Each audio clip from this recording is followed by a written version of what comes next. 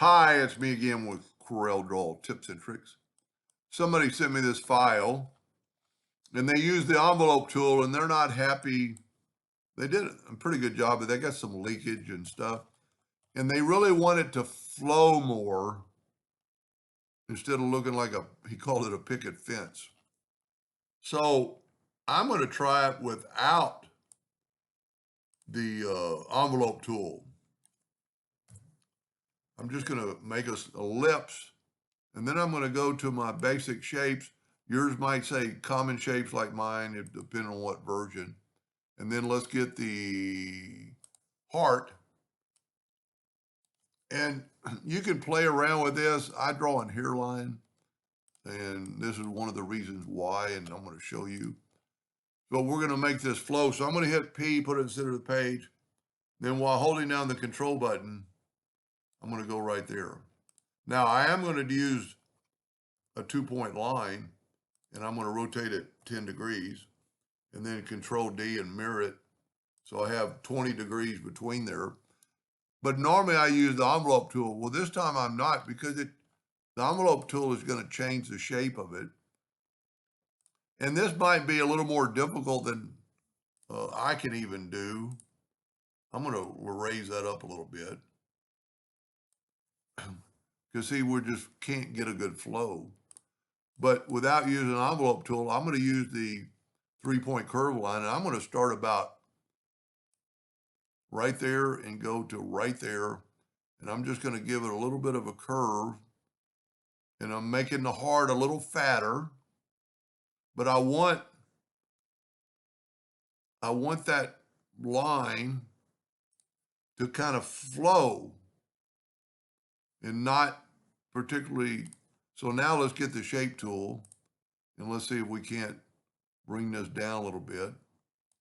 See, we want that line a little bit where it'll go into the next one, and you won't really know till you get there. Now, we're going to Control D to duplicate that, and we're going to mirror it. Of course, it doesn't mirror good because of that. But if you hold down your control button and move it over, it should be right on the exact same spot. So now what I'm going to do is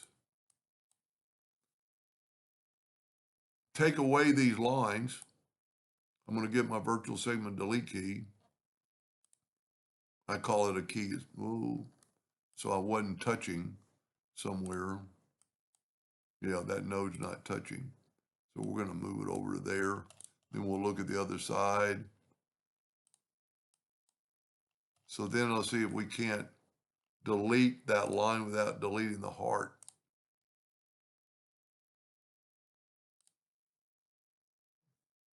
And you know what? I'm going to go ahead and delete that part. So that way it'll kind of flow. I'm a little bit weird shape, but I think they will get the idea. I'm going to select all these parts, and I'm going to weld them together, which should make it one piece. Now by doing that, I can pick something with a thicker line. Now in all reality, I'm going to go now. I want those lines to be a little better. I'm going to go to Object, and I'm going to convert the outline to an object. I'm going to go ahead and left click, right click. I always go a little bit past, but we want at least to go to the line. So I'm just going to take that node right there. I'm going to go a little bit past, maybe not quite that far. That way, when we move it over, it'll have more line when we need. I think that looks pretty good. And at this time, you could clean up. Well, I've got a little split right there, so we need to fix that.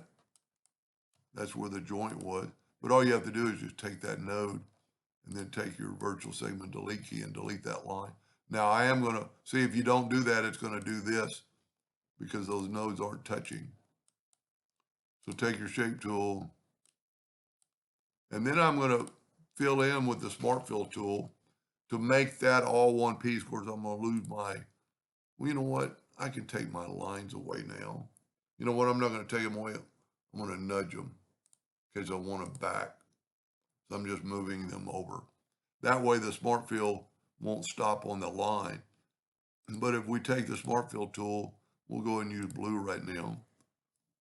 Let's move it over and just take this away and move this back. What I did, I made a new object. And at this point, I could smooth this out. And you'd probably want to do this in the center.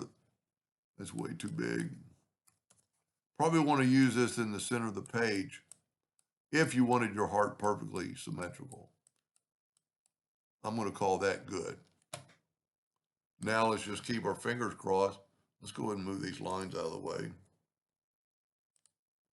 And because we're working in the center of the page, we're going to go Control D, Alternate C, and rotate it 20 degrees. Those lines should be overcrossed, and they are. There's a little bit of an off bump, and you could go back and tweak that, but I don't think it's going to show. Control D, Alternate C, and go 40 degrees, and then Control D all the way around. Now let's take away our circle. I don't know why Corel started doing that. And now let's weld this together. Hopefully, because those lines are double, they all came out perfectly. See, and you can't really tell that. So it's more of a flow, and you could have other things in here. But then I would always take the Smart Fill tool and I set it on that red and fill that in, and look at that. Quite a bit of difference.